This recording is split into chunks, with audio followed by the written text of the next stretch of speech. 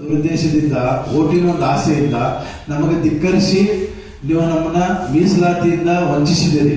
ದಯವಿಟ್ಟು ಇದನ್ನು 1% ಅನ್ನೋದು ನಮಗೆಲ್ಲ ಅಲಮಾರಿಗಳು ಕೊಡಬೇಕಂತ ಈ ಮೂಲಕ ತಮ್ಮನ್ನು ಒತ್ತಾಯ ಮಾಡ್ತಾ ಇದೀವಿ. ಅದೇ ರೀತಿ ನಾವು ಫ್ರೀಡಂ ಪಾರ್ಕಲ್ಲಿ ನಾಳೆ 15,000 ಜನ ಸೇರಿ ಬಹಿರಂಗವಾಗಿ ಸರ್ಕಾರಕ್ಕೆ ನಾವು ಘೋಷಣೆ ಮಾಡ್ತೇವೆ, ನಮ್ಮ ಹಕ್ಕನ್ನು ನಮಗೆ ಕೊಡಿ ಅಂತೇಳಿ. ಅದು ಮುಖ್ಯವಾಗಿ ಸಿದ್ದರಾಮಯ್ಯ ಸಾಹೇಬ್ರೆ, ಒಂದು ನಿಮಗೆ ಇತಿಹಾಸ ನೆನಪಿರಲಿ, ಪುರಾಣಿಕವಾಗಿ ಹಿಂದ ರಾವಣ ಏನ್ ಹೇಳಿದ್ದ, ಕಪಿ ಸೈನ್ಯದಿಂದ ಏನು ಮಾಡಕ್ ಆಗುದಿಲ್ಲ ಅಂತ ಹೇಳಿದ್ದ. ಆ ಕಪಿನೇ ಇವತ್ತು ನಾವು ಅಲಮಾರಿಗಳು. ನೀವು ಮುಂದಿನ ದಿನದಲ್ಲಿ ಏನು ಓಟಿಂಗ್ ಆಸೆಗೆ ಬಲಾಢ್ಯ ಜೊತೆ ನಮ್ಮನ್ನು ಸೇರಿಸಿರಲ್ಲ ಸಿದ್ದರಾಮಯ್ಯ ಸಾಹೇಬ್ರೆ, ಮುಂದಿನ ದಿನದಲ್ಲಿ ನಮ್ಮ ಅಲಮಾರಿಗಳ ಸಂಘಟನೆ ಹೋರಾಟ ಯಾವ ರೀತಿ ಬಲಿಷ್ಠ ಅನ್ನೋದು ನಾವು ನಿಮಗೆ ತೋರಿಸಬೇಕಾಗತ್ತೆ. ದೇವರು ನಿಮಗೆ ಐಷ ಆರೋಗ್ಯ ಕೊಟ್ಟಿರಲಿ. ಯಾಕಂದ್ರೆ ನಮ್ಮ ಶಕ್ತಿ, ನಮ್ಮ ಹೋರಾಟ ಏನಂಬುದು ನೀವು ಮುಂದಿನ ದಿನ ನೋಡ್ಬೇಕಾಗತ್ತೆ ಅಂತೇಳಿ ಈ ಮೂಲಕ ನಾವು ಪತ್ರಿಕಾ ಮಾಧ್ಯಮದಲ್ಲಿ ವಿನಂತಿ ಏನ್ ಮಾಡ್ತಾರೆ ಅಂದ್ರೆ, ಸರ್ ದಯವಿಟ್ಟು ಎಲ್ಲಾ ಪೇಪರ್ದಲ್ಲಿ ಬರುವಾಗ ನೋಡ್ಕೊಳ್ರಿ.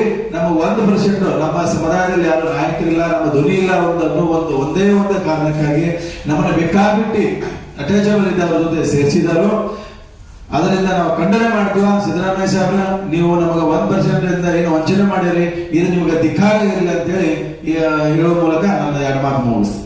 ಮಶಾಣ ಮತ್ತು ಭಿಕ್ಷುಕ್ ಹೋದಂತ ಜನಗಳು ಇವತ್ತು ರಾತ್ರಿ ನಡ್ಕೊಂಡು ಬರ್ತಿದ್ರು. 15,000 ಜನ ಫ್ರೀಡಂ ಪಾರ್ಕ್ ಸೇರ್ತಾ ಇದ್ವಿ.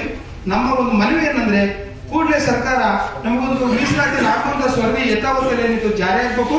ಇದು ನಿಜವಾಗ್ಲಿ ಸರ್ಕಾರಕ್ಕೆ ಏನಾದ್ರು ತಿಳುವಳಿಕೆ ಇಲ್ಲ ಅಂದ್ರೆ, ಇದು ಸಂಪುಟ ತಮಿಳುನಾಡು ಮತ್ತು ಕೇರಳ, ಮಹಾರಾಷ್ಟ್ರದಲ್ಲಿರುವಂತಹ ಆ ಸರ್ಕಾರಗಳು ಏನು ಅನುಸರಿಸಿದವೆ, ಅವೇನು ಪರಿಗಣಿಸಿದವೆ, ಆ ರೀತಿ ಆ ಸರ್ಕಾರ ಅನುಸರಿಸಬೇಕು.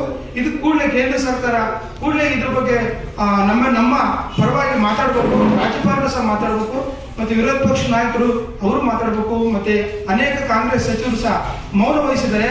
ಇದು ನಾವು ಓಟ್ ಇಲ್ಲ ಅಂತ ಒಂದೇ ಕಾರಣಕ್ಕಾಗಿ, ಆದ್ರೆ ನ್ಯಾಯಾಲಯಗಳು ಕೋರ್ಟ್ ಕೂಡ ನಮ್ಮ ಪರ ಇರಬೇಕು. ಇವತ್ತೇನು ಜಡ್ಜ್ಮೆಂಟ್ ಕೊಟ್ಟಿದ್ದಾರೆ, 7 ಜನ ನ್ಯಾಯಾಧೀಶ ಒಳ ಮೀಸಲಾತಿ ಪರ, ನಿಜವಾಗ್ಲೂ ಧ್ವನಿ ಹಿಡಿದ ಅನಿವಾರ್ಯ ಜಾತಿಗಳು ನಾವು. ಜನಸಂಖ್ಯೆಯಲ್ಲಿ ಜಾತಿಯಲ್ಲಿ 400-500 ಕುಟುಂಬ, 700-300 ಜನಸಂಖ್ಯೆಗಳು, ವಿದ್ಯಾಭ್ಯಾಸ ಇಲ್ಲ.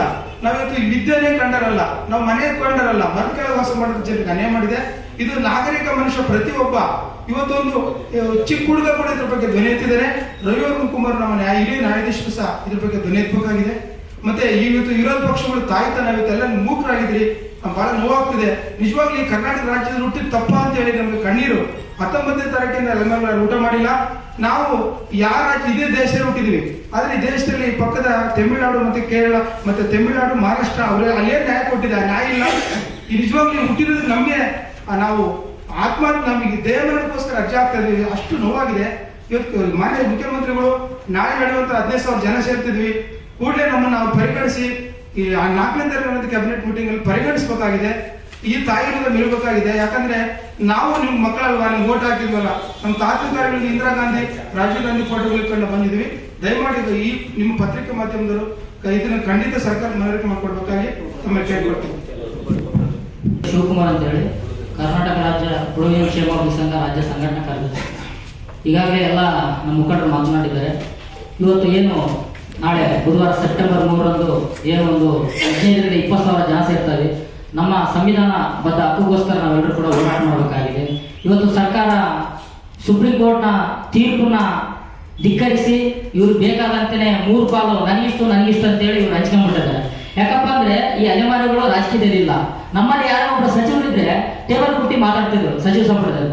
ನಮ್ಮಲ್ಲಿ ಯಾರು ರಾಜಕಾರಣಿಗಳಿಲ್ಲ ಅನ್ನೋ ಕಾರಣಕ್ಕೋಸ್ಕರನೇ ಇವರು ಬೇಕಾಬಿಟ್ಟಿಯಾಗಿ ನಮ್ಮೆಲ್ಲರನ್ನ ಗಾಳಿಗೆ ತೋರಿ ಸುಪ್ರೀಂ ಕೋರ್ಟ್ ಜಡ್ಜ್ಮೆಂಟ್ನೇ ಇವರು ಗಾಳಿ ತೋರಿದ್ದಾರೆ. ಸುಪ್ರೀಂ ಕೋರ್ಟ್ ಜಡ್ಜ್ಮೆಂಟ್ ಅಲ್ಲಿ ಸ್ಪಷ್ಟವಾಗಿ ಹೇಳ್ತಾ ಇದೆ, ಯಾರಿಗೆ ಈ ದೇಶಕ್ಕೆ ಸ್ವಾತಂತ್ರ್ಯ ಬಂದು 75 ವರ್ಷ ಕಳೆದ್ರು ಕೂಡ ಯಾರು ಪ್ರಾತಿನಿಧ್ಯ ಸಿಕ್ಕಿಲ್ವೋ ಅಂತವ್ರಿಗೆ ಮೊದಲು ಆದ್ಯತೆ ಕೊಡ್ರು ಅಂತ ಹೇಳಿದ್ದಾರೆ. ಆದ್ರೆ ಇವರು ಅದನ್ನ ಪ್ರಾತಿನಿಧ್ಯ ಕೊಟ್ಟಿಲ್ಲ, ಮೊದಲು ಕೊಟ್ಟಿದ್ದನ್ನ ಲಾಸ್ಟ್ ಹೋಗಿ ಕೊಟ್ಟಿದ್ದಾರೆ.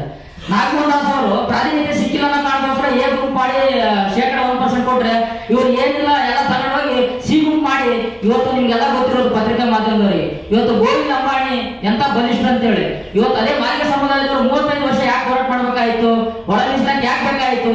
ಸಂವಿಧಾನ ಆಶಯಗಳನ್ನೇ ಇವರೆಲ್ಲ ಗಾಳಿಗೆ ತೂರಿ ಇವ್ರು ಇಚ್ಛೆ ಬಂದಾಗ ಇವ್ರು ಮಾಡಿದ್ದಾರೆ. ಇದು ಯಾವುದೂ ಕೂಡ ಇಡೀ ನಾಗರಿಕ ಸಮಾಜ ಇದು ತಲೆದರಿಸುವಂತ ಇದು ಕಾರ್ಯ ಮಾಡಿದ್ದಾರೆ ಸರ್ಕಾರಕ್ಕೆ ಇವತ್ತು ಸ್ವಲ್ಪ ಅರಿವಾಗಬೇಕು. ಯಾಕಂದ್ರೆ ಇವತ್ತು ರಾಜ್ಯದ ಎಲ್ಲ ಪ್ರಗತಿಪರ ಚಿಂತಕರು, ಹೋರಾಟಗಾರರು, ಬರಹಗಾರರು, ಮಾಧ್ಯಮಗಳೆಲ್ಲ ಮಾತಾಡ್ತಾ ಇದ್ದಾರೆ. ಸಚಿವ ಸಂಪುಟ ಏನು 4ನೇ ತಾರೀಕು ಕರೆದಿದ್ದೀರಿ, ಅದರಲ್ಲಿ ನೀವು ತೀರ್ಮಾನ ಮಾಡಬೇಕು. ಅಲೆಮಾರಿಗಳಿಗೆ ಅನ್ಯಾಯ ಮಾಡಿರೋದು ನಿಮ್ಮ ಆತ್ಮಸಾಕ್ಷಿಯಾಗಿ ಗೊತ್ತಾಗಿದೆ. ಇವತ್ತು ನೀವು ಅದು ತಿಳ್ಕೊಂಡು 4ನೇ ತಾರೀಕು ಅಲೆಮಾರಿಗಳಿಗೆ ಏನ್ ಏನ್ ರೂಮ್ ಕೊಟ್ಟಿದ್ರು ಅದರಲ್ಲಿ 1% ಕೊಡ್ಬೇಕಂತ ಹೇಳಿ ಈ ಮೂಲಕ ನಾವು ಸರ್ಕಾರಕ್ಕೆ ನಾವೆಲ್ಲರೂ ಮುಖಂಡರು ಒತ್ತಾಯ ಮಾಡ್ತಾ ಇದ್ದೀವಿ. ಮಾಧ್ಯಮ ಮಿತ್ರರಿಗೆ ನಮಸ್ಕಾರಗಳು. ತಾವು ನಮ್ಮ ಅಲೆಮಾರಿ ಸಮುದಾಯದ ಬಗ್ಗೆ ಹೈಟೆಕ್ ಮಾಡ್ತೀರಿ ಅಂತೇಳಿ ನಮ್ಮ ಮನಸ್ಸು ಮತ್ತು ಭಾವನೆ ಹೇಳ್ತಾ ಇದೆ. ದಯವಿಟ್ಟು ಕೈ ಮುಗಿದು ಹೇಳ್ತೀರಿ. ನಮ್ಮ ಸಮಾಜನ ಎತ್ತಿಡುವಂತ ಕಾರಣನೇ ನಾವು ಅಲೆಮಾರಿಗಳು. ಯಾಕಂತಂದ್ರೆ ಒಂದು ಕ್ಷೇತ್ರದಲ್ಲಿ ಇವರು ಬಂದಿರೋದು ಒಂದು MLA member of legislative assembly, ಒಂದು MLA ಗೆದ್ದಿರೋದು 1500, 2000, 2500 ವೋಟ್ದಿಂದ.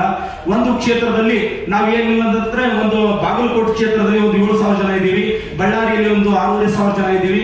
ಪ್ರತ್ಯೇಕವಾಗಿ ಒಂದು ಕ್ಷೇತ್ರದಲ್ಲಿ ಒಂದು 4000ರಿಂದ 5000 ಮೇಲ್ಗಡೆ ಇದ್ದೀವಿ.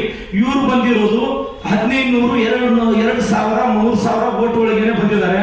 ಯಾಕಂದ್ರೆ ನಾವು ಗ್ಯಾರಂಟಿ ಯೋಜನೆಗಳಿಗೆ ನಂಬಿಲ್ಲ ಅಲೆಮಾರಿಗಳು. ಟೆಂಟ್ ಮುಕ್ತ ಕರ್ನಾಟಕ ಆಗಬೇಕಾಗಿದೆ. ಇವತ್ತೇನಾದ್ರೂ ಕರ್ನಾಟಕ ಸರ್ಕಾರ ಇವತ್ತು ಕಾಂಗ್ರೆಸ್ ಪಕ್ಷದಿಂದ ಬಂದಿದೆ ಅಂದ್ರೆ, ಸಿದ್ದರಾಮಯ್ಯ ಸಾಹೇಬ್ ಏನಾದ್ರು ಮುಖ್ಯಮಂತ್ರಿ ಆಗಿಲ್ಲ ಅಂತಂದ್ರೆ ಅದು ನಾವು ಕಾರಣ ಅಂತೇಳಿ ನಾವು ಹೆಮ್ಮೆಯಿಂದ ಹೇಳ್ತೀವಿ.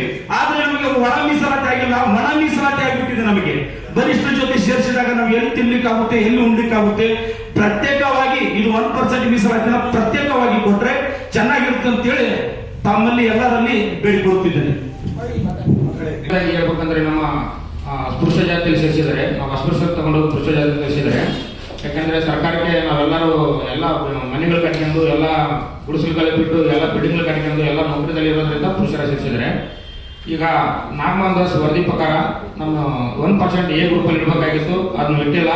ಆದ ಕಾರಣ ನಾವು ಸುಮಾರು 20 ದಿನ ಆಯ್ತು ಹೋರಾಟ ಮಾಡಕತ್ತು.